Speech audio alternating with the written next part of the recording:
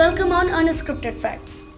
15 अगस्त को ही क्यों मिली भारत को आज़ादी, जानिए इस वीडियो में इस दिन से जुड़े रोचक तथ्य। 15 अगस्त पूरे भारत वर्ष के लिए उत्साह और उल्लास का दिन होता है।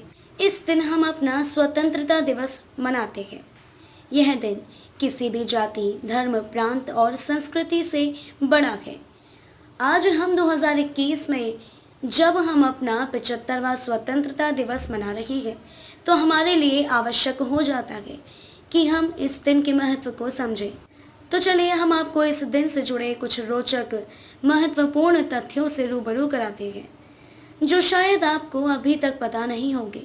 दोस्तों, वीडियो को पूरा ज़रूर देखिएगा और कमेंट करके ज़रूर बताइएगा कि वीडियो कैसा लगा। दोस्तों, शायद ही ये किसी को पता होगा कि कानूनी रूप से तिरंगा झंडा सिर्फ खादी के कपड़े में ही बनाया जाना चाहिए, जो एक विशेष प्रकार का हाथ से काता हुआ कपड़ा या रेशम होता है, जो कि khadi development and village industries commission के पास भारत का राष्ट्रीय झंडा बनाने का अधिकार है। यदि कोई दूसरे कपड़े में बना झंडा लहराता है तो उसे कानूनी रूप से जेल की सज़ा हो सकती है और जुर्माना लगाया जा सकता है। भारत और पाकिस्तान के रूप में दो देशों का गठन तो 14 से 15 अगस्त 1947 को कर दिया गया था, लेकिन उस दिन तक दोनों ही देशों के बीच कोई निश्चित सीमा रेखा नहीं तय हुई थी। दोनों ही देशों ने 17 अगस्त को रेड क्लिफ लाइन की घोषणा की थी।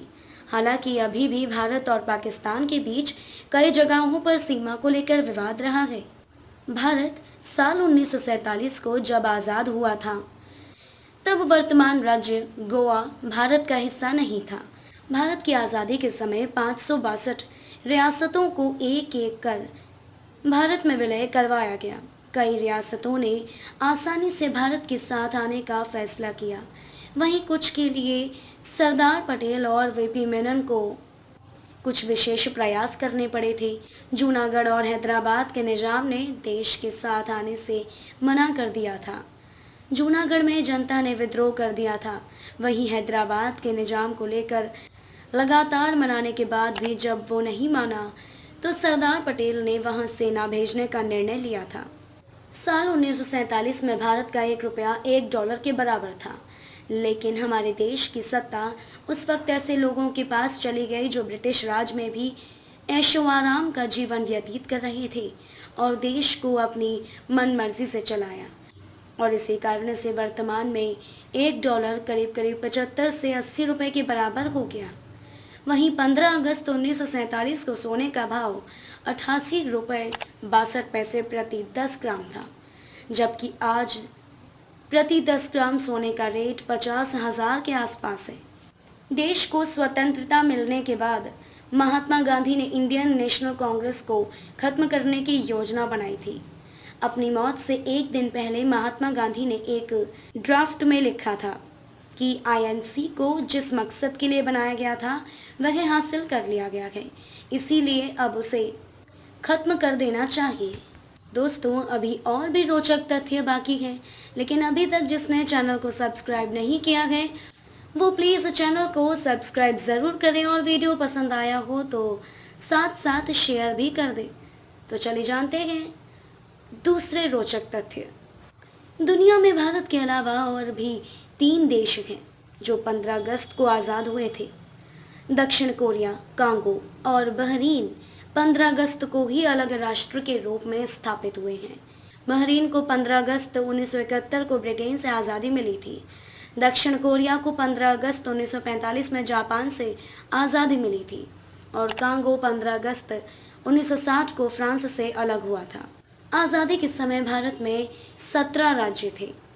भारत सरकार ने स्वतंत्रता के बाद अंग्रेजी राज के दिनों के राज्यों को भाषा के आधार पर करने के लिए राज्य पुनर्गठन आयोग की स्थापना की थी।